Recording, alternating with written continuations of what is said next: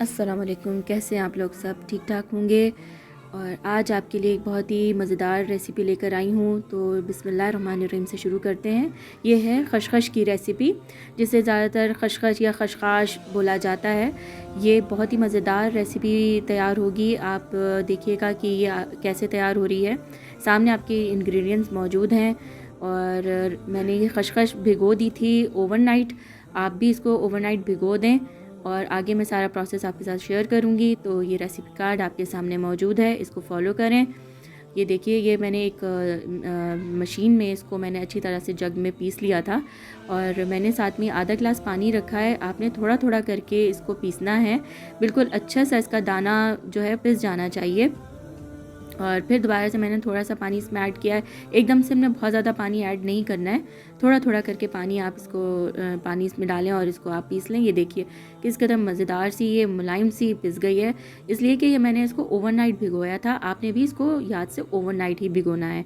तो ये देखिए ये अच्छे से बिल्कुल पिस गई है। अब आगे का सारा प्रोसेस आपके सामने करती हूँ। ये मैंने थोड़ा सा इसमें पानी और डाल के इसको निकाल लिया था, जो कि इसके अंदर जग में रह गई थी। तो ये इतनी मज़ेदार रेसिपी है कि आप गोश्त को भूल जाएंगे, कीमे को भूल जाएंगे। ये इतनी मज़ेदार बन के तैयार होती है। ये जो मेरे बहन भाई वेजिटेरियन हैं, ये उनके लिए बहुत ही यूनिक रेसिपी है। तो आप भी इसको इसी तरह से बनाइएगा। बिल्कुल सही एक्यूरेट मसालों के साथ ये बनी थी, ना कम ना ज़्यादा, बिल्कुल सही मसालों के साथ ये तैयार हुई थी। तो आप भी बनाएं और इसे एंजॉय करें। अच्छा, प्याज आपने बहुत ज़्यादा ब्राउन नहीं करना, वरना उसका टेस्ट ख़राब हो जाएगा। फिर आप टमाटर डालें इसमें और इसको इसके साथ अच्छी तरह से भून लें। इसको अच्छी तरह से आपने भून लेना है। और ये देखिए कि इसमें अब मसाले वगैरह मैं सारे ऐड करूँगी। और ये इसमें हरी मिर्चें मैंने ऐड कर ली हैं और इसी तरह से आपने सारे कुछ खड़े मसाले भी डालने हैं, कुछ पिसे हुए मसाले भी डालने हैं। ये बिल्कुल ऐसा ही है जैसे आप कीमा तैयार करते हैं ना, ये सेम उसी तरह की रेसिपी है, लेकिन ये खशखश में तैयार हो रही है। तो आप भी इसको बनाएं और इन्जॉय करें। और ये देखिए सारा मसाला मैंने भून लिया है, इसमें नमक ऐड कर दिया और हल्दी ऐड कर दी है और साथ साथ इसको भूनते चले जाएंगे। और आप बताइए कि आप लोगों ने कभी ये रेसिपी तैयार की है, और अगर की है तो हमें ज़रूर कमेंट बॉक्स में बताइए।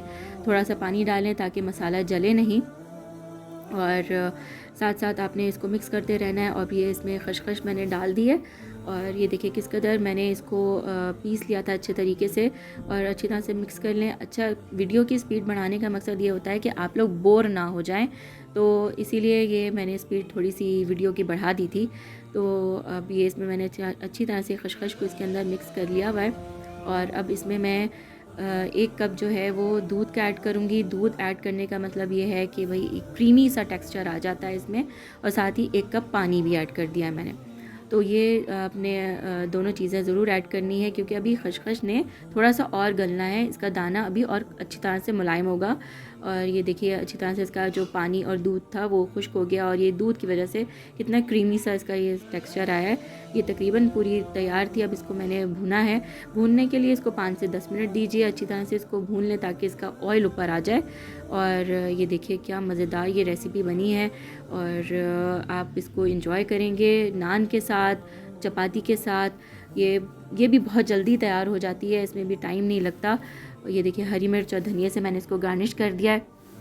आप इसको एंजॉय करिएगा नान और चपाती के साथ। और मुझे ज़रूर बताइएगा कि आपकी ये रेसिपी कैसी बनी है। और ये देखिए बहुत मज़ेदार ये बनके तैयार हुई है माशाल्लाह। तो अपनी दुआओं में हमें याद रखिएगा और अपने कमेंट बॉक्स में ज़रूर हमें अच्छे अच्छे कमेंट्स से ये बताइए कि आपको हमारी रेसिपीज़ कैसी लगती हैं। अपना ख्याल रखिएगा। अल्लाह हाफ़िज़।